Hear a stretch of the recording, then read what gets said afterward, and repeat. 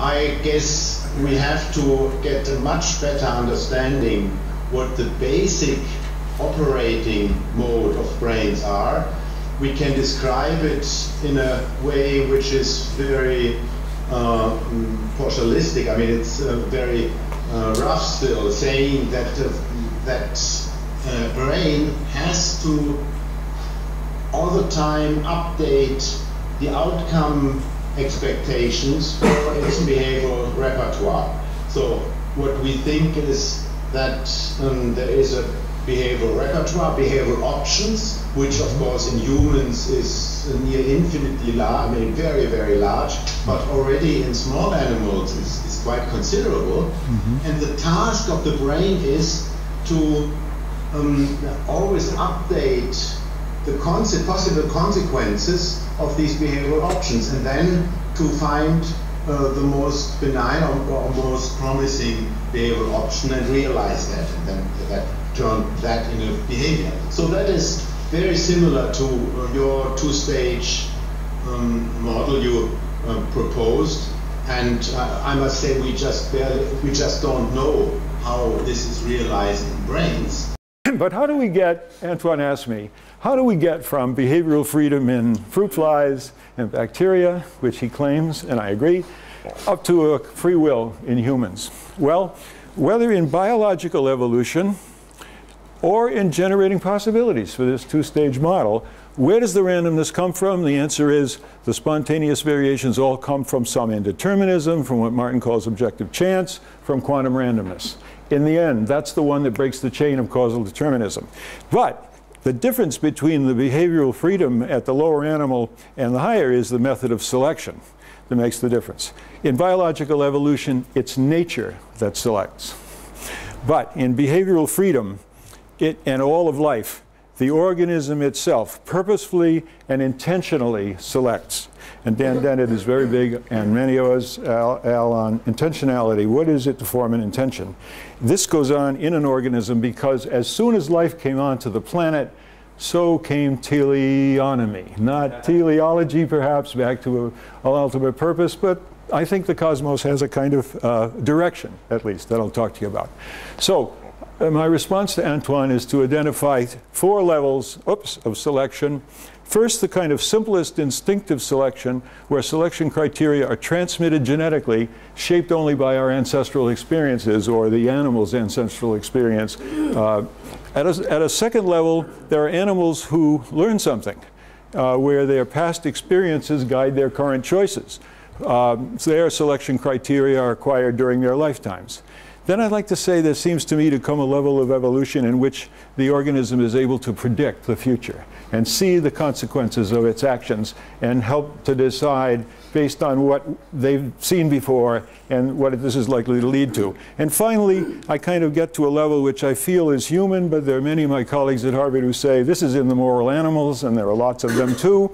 And these are, this I call reflective, a kind of reflective endorsement of Christine Korsgaard, or normative selection, where our conscious deliberation includes the values of our tribe, our community, or whatever in influencing the choice of our behaviors. On my two-stage model, deliberative process is open until the agent makes a judgment about what it's best to do. Right. And then what I like, because I like a nice product, is that there we'd have a deterministic connection between judging it best to do exactly. And intending to do it. And then you go for what you think to be the right thing. Right.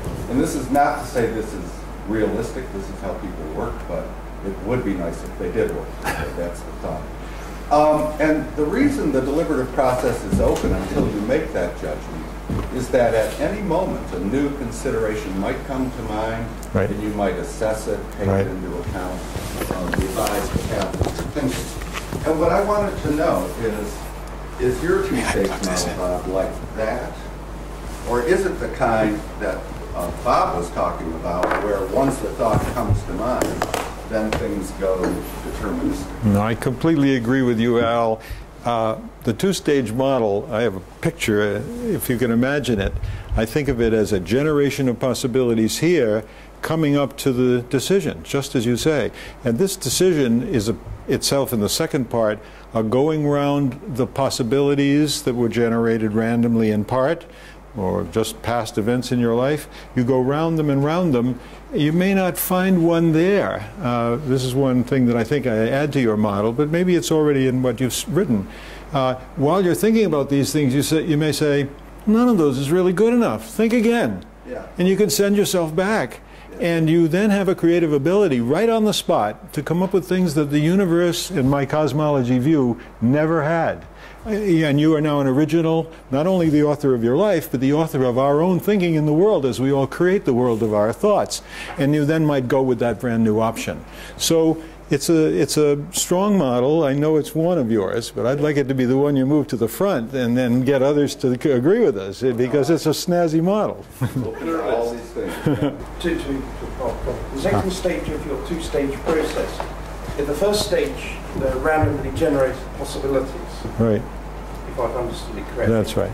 And these are quantum.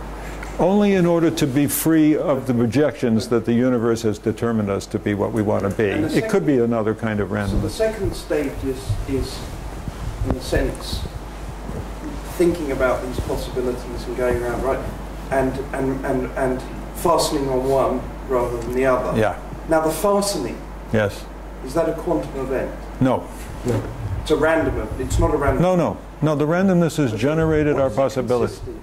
This one, but Bob Kane has a bigger level answer, and that has to do with a responsibility issue. Well, notice there's something got to be very clear on here, and that is between the time when the last undetermined new idea comes and the choice is made, there's going to have to be some time gap there. Yeah. And between those two, it's determined.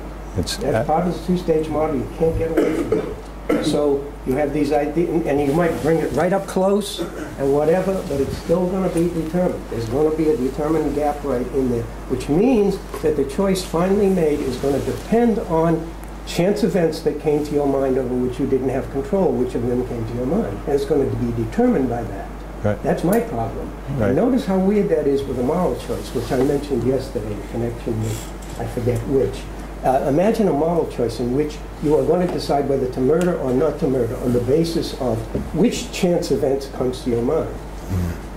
That's my problem. That's Kane's objection. That's why I think it can work with practical reasoning, but you get into real problems with morality. With morality, right? Yeah. Okay, we're in a subject. Yeah. But Bob Kane is being unfair to the two-stage model. So at any moment, until you make the judgment about what's best, something might come to mind. What is the last moment? Well, but it comes to mind. In other words, if, for example, you're thinking you're going to murder, and then at the very moment a new thought comes and you don't, that thought just came. It was undetermined. It isn't like you decided not to when prior you did. And you decided not to because a thought came to your mind, and if it didn't, that was pure chance, So whether the it thought came or comes to not. your mind, and you get to assess it. You keep thinking. Well, then in that thinking, it's determined. So it's still determined by the last one, whether it's at the last moment or several seconds earlier. It's not determined because the shape of the Well, thinking in other words, your takes. thinking is not determined. Yeah. Okay. Well, then you got a model like mine. This is important, Peter. Because my thinking is not So determined. this is, sorry.